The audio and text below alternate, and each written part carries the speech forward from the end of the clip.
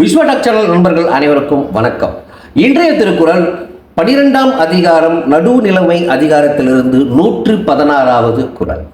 குறள்: கெடுவன் யான் என்பது அறிக தன்னெஞ்சம், நடுவொரி அல்ல செய்யின். இதுதான் குறள். குறள் வந்துட்டு இன்னொரு முறை நண்பர்களே, கெடுவன் யான் என்பது அறிக தன்னெஞ்சம், நடுவொரி அல்ல செய்யின். இதுதான் குறள். இதனுடைய அர்த்தம் என்னவென்றால், நமக்கு தீங்கு வரப்போகிறது என்பதை எவருடைய மனம் உணர்த்துகிறதோ அவர் நடுநிலைமையிலிருந்து தவறி நடக்கின்றார் என்பதை அவர் மனதே அவருக்கு உணர்த்தும்.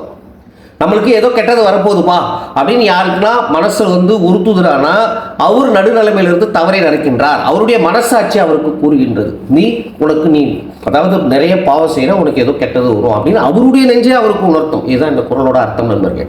இப்போ நம்ம ஒரு ஊரில் இருக்கோம், நம்ம எப்பயாவது ஊருக்கு போகிறோன்னு வச்சுங்க, நம்மளுக்கு நிறைய நண்பர்கள் இருப்பாங்க. அதில் நமக்கு ரொம்ப வேண்டியப்பட்ட நண்பர் ஒருத்தர் இருப்பார், இன்னொருத்தர் நண்பர் நார்மலாக இருப்பார்னு வச்சுங்க. அவங்க ரெண்டு பேருக்குள்ள ஏதோ ஒரு பிரச்சனை இருக்கும்.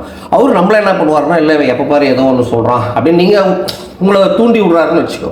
நீ எதுவுமே அறியாத என்ன பண்ணுவோம், அவர்கிட்ட போயிட்டு சண்டை போட்டோன்னா அப்புறம் சில பேருக்கு சொல்லுவாங்க, இல்லை அவர் நல்லா இருந்தா, இவன் தான் அவன் கூட இருந்தால் இப்படி அவர் தொந்தரவு கொடுத்துட்டு அவங்ககிட்ட மாற்றி சொல்லி நீ வேற தேவையில்லாத அவர்கிட்ட சண்டை போட்ட அப்படின்னு நமக்கு சொல்கிறாங்கன்னு வச்சுங்க.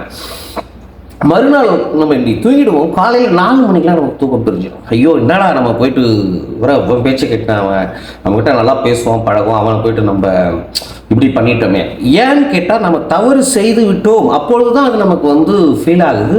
அந்த தூக்கம் கெட்டு போய் நம்ம அந்த டைமில் எழுதுறோம். அப்படின்னா என்ன, நம்மளுடைய மனசாட்சி நம்மளை துன்புறுத்துது.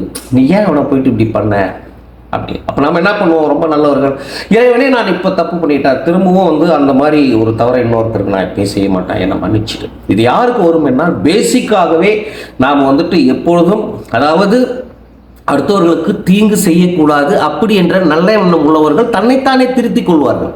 இந்த குறளோட அர்த்தமே மேலும், அதாவது தவறில் இருந்து யார் ஒருத்தருக்கு மனசாட்சி இருக்கிறதோ அந்த மனசாட்சி உள்ளவர் தன்னுடைய அவருடைய தவறை திருத்தி கொண்டு நன்றாக வாழ்வார். ஏனென்றால் அவருடைய மனசாட்சியாக அவருக்கு நல்லது, நம்ம கெட்டது தான் செய்கிறோம், நல்லதை செய்யலைன்னு சொல்லிட்டு அவருக்கு உணர்த்திவிடும். ஐயோ நம்ம கெட்டதான் செய்கிறோம், நம்ம நல்லதை செய்யலை, இதனால் கண்டிப்பாக நம்மளுக்கு ஒரு நாளைக்கு தண்டனை உண்டு அப்படின்றத அவருடைய மனசாட்சி அவருக்கு உணர்த்தும். இதுதான் இந்த குறளுடைய அர்த்தம். அதனால் நண்பர்களே, எப்பொழுதுமே அன்றாட வாழ்க்கையில் எல்லாரையுமே மதிப்போம். யாரையும் அதாவது ஒருதலை பட்சமாக நடந்து கொள்ளாமல், எனக்கு ஒரு வேண்டியப்பட்டவர் இவர் வேண்டாதவர் என்று தன்னகத்தே ஒரு நேர்மை தென்படும். அவரை பார்க்கும் பொழுது அந்த ஒரு நல்ல நேர்மையோடு சாதாரணமாக நாம் நடந்தாவே மிகப்பெரிய விஷயம் என்று கூறி, நாளை மீண்டும் மற்றொரு திருக்குறள் நிகழ்ச்சியில் உங்களை சந்திக்கிறேன். நன்றி, வணக்கம் நண்பர்களே.